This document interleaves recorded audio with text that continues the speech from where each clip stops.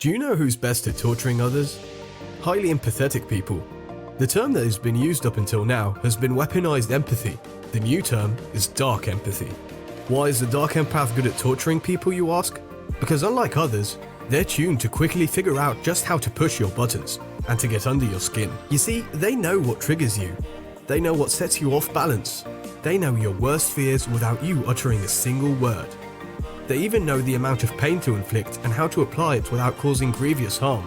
Because here's the thing, they understand you in every sense of the word.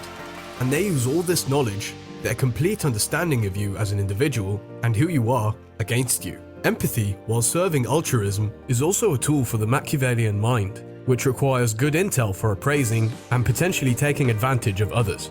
Here are 8 things dark empaths don't want you to know. Number 1. Dark empaths fake empathy to manipulate you. This concept of the dark empath may explain why people fall in love with narcissists and then feel blindsided when it goes upside down, because at one point they did feel understood by this dark empath.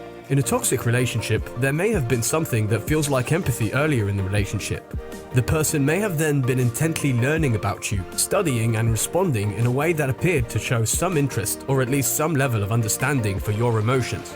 But then pretty soon, you saw the manipulativeness, the callousness, and the entitlement. The dark empaths have more empathy than the dark triad people, but they don't have more empathy than traditional empaths.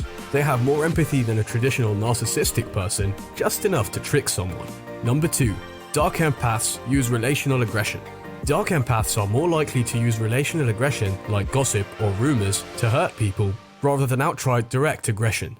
They know how to hurt people, and they'll often make their damage long-term, if not permanent, by going after one's reputation. They'll do all this while appearing sweet, innocent, and empathetic themselves. Maybe even appearing as a victim to the target of their rumors. The really scary thing, however, is that because they're often not aggressive directly to your face, giving you a chance to defend yourself, the damage is often done by the time you realize what's happening. Since they don't only possess empathy, but also dark traits which include narcissism, Machiavellianism, and psychopathy, it becomes a no-brainer why they do like harming or hurting others.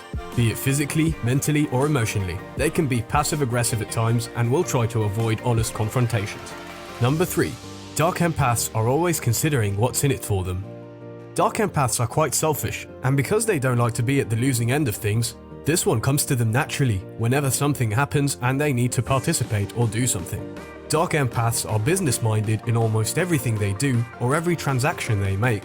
They never fail to consider what's in it for them. Why would they help someone if it only means losing time and energy on their part? Why would they lend someone money when they can't pay it back right away? They're far from becoming philanthropists and are less likely to get touched by stories and give away something from their pockets. Number 4. Dark empaths always have a second or secret motive. With them, beneath their smiling facades lie scheming interiors.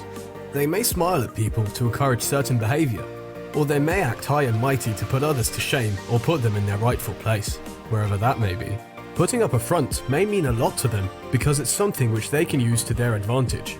They don't attend parties for no reason, and they don't play nice for the sake of just being kind.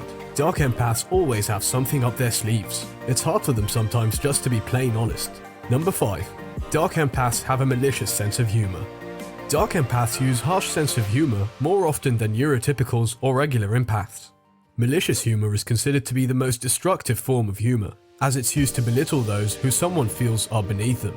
This humor is so toxic that not only does it hurt the targets of the jokes, but the dark empath is also reinforced by the release of anger that they feel that they need to continue to do it despite the negative consequences. Number 6. Dark empaths are low in agreeableness. Dark empaths are much lower than normal in a trait called agreeableness. Agreeableness is a trait characterized by empathy, humility, modesty, trust, and interpersonal flexibility. So when a person is lower in agreeableness, while also having some empathy, means that this is a person who's boastful, arrogant, distrustful, and takes an it's my way or the highway kind of path. The opposite of agreeableness is antagonism, which is the trait that links the dark empaths and the dark triads.